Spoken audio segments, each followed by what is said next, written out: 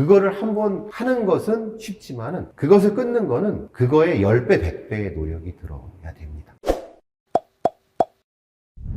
신수연 기자입니다. 톱스타 유아인 씨가 상습적으로 마약을 투약한 것으로 밝혀지면서 최근 마약 문제가 사회적인 이슈로 떠올랐는데요. 오늘은 배상훈 프로파일러님 모시고 마약에 관한 얘기 나눠보도록 하겠습니다. 안녕하세요. 안녕하세요.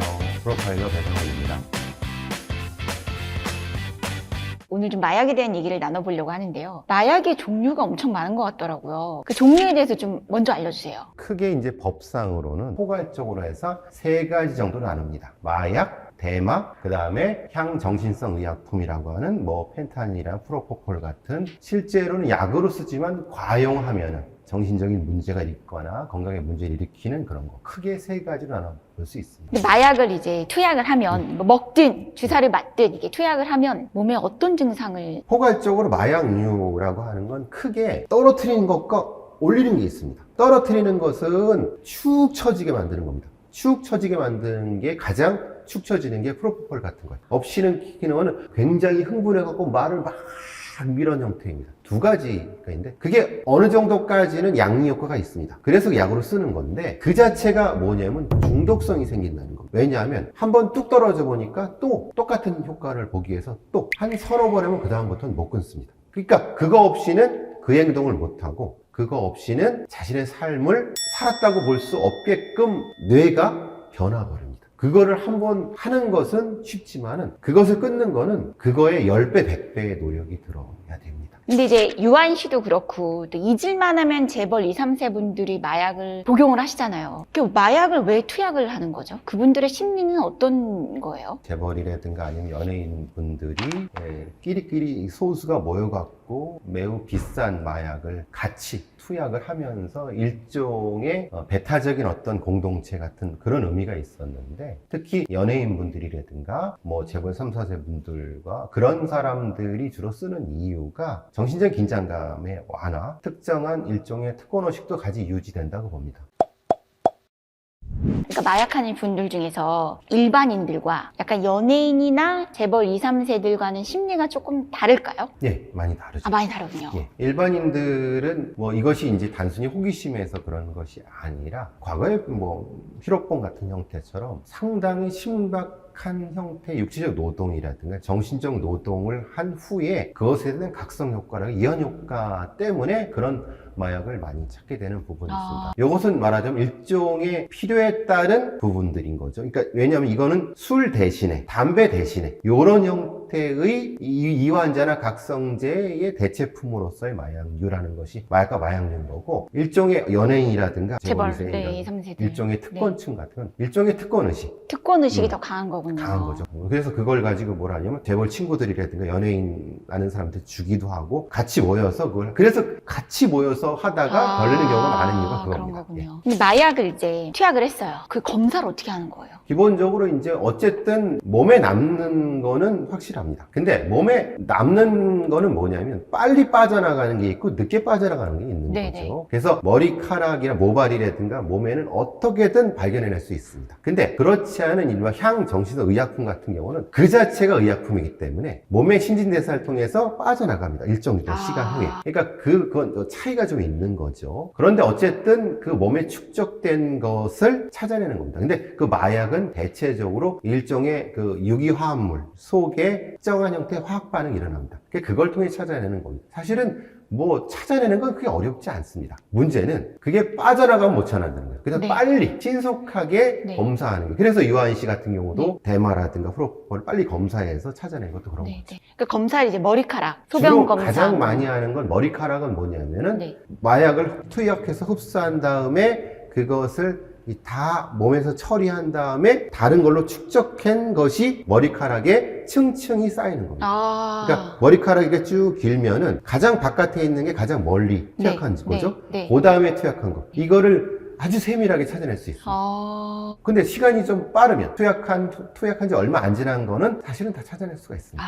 그렇군요. 그럼 모발이 없는 사람은 어떻게 하느냐? 눈썹, 작은 형태, 그 상상 가능하신 어떤 형태의 것이든 뽑아내서 합니다. 이제 마약을 이제 중간에 파시는 분들 있잖아요. 인터넷에서 막 팔고. 그렇죠.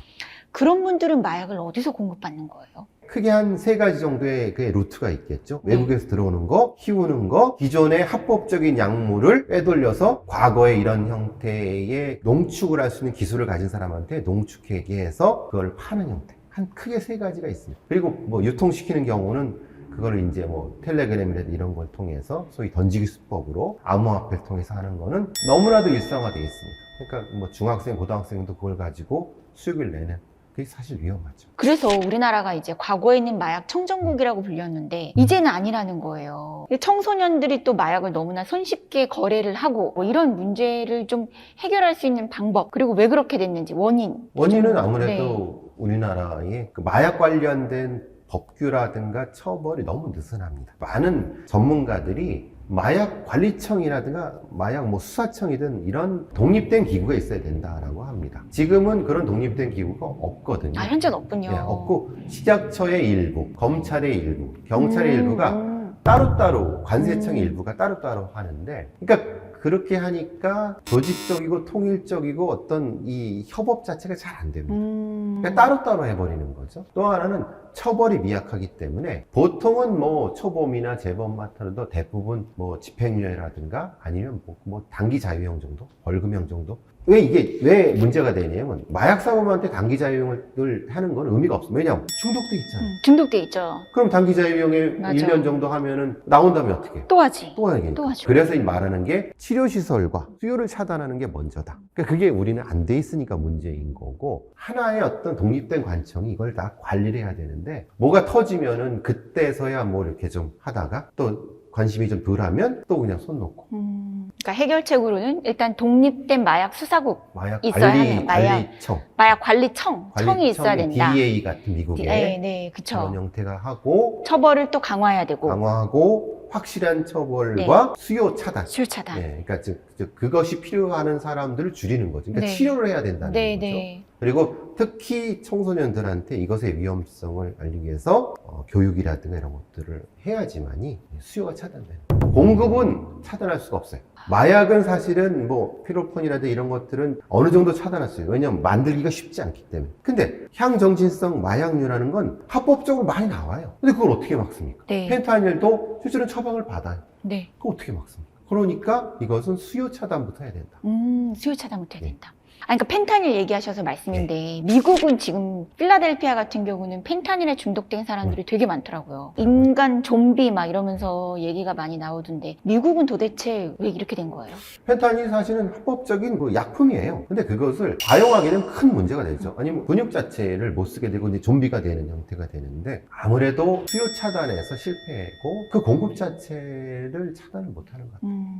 이제 대마초 네. 좀 얘기를 해보려고 하는데 대마초가 어떤 중독성인 물질을 빼고 무중독성인 좀 그 물질만 추출을 해서 그거를 의약품으로 쓰자, 이런 의견들이 많이 있더라고요. 대마 산업을 키워야 한다, 이런 의견도 일각에서 있던데 이거는 개인적으로는 우리 프로파일러님은 어떻게 생각하세요? 그러니까 원칙적으로 맞다고 생각합니다. 원칙적으로는 그러니까 의료용 대마를 분명히 효능도 있고 충분히 가능성이 있고 산업으로도 지금은 이제 일종의 벤처 산업 같은 형태, 뭐 스타트업으로서 경상도 어디 쪽에서 한다고 하더라고요. 맞아요. 네. 네. 근데 그분들이 이제 또 문제를 삼는 거는 관리가 안 된다는 거예요. 관리가 안 예. 왜냐하면 지금 어느 그 시청에 공무원 2명 정도가 하는데 이 사람들은 그냥 허가만 내주고 관리 안 하니까 얼마든지 대마 씨를 유통시켜서 가보니까 수천 평의 대마가 잘 자라고 있다.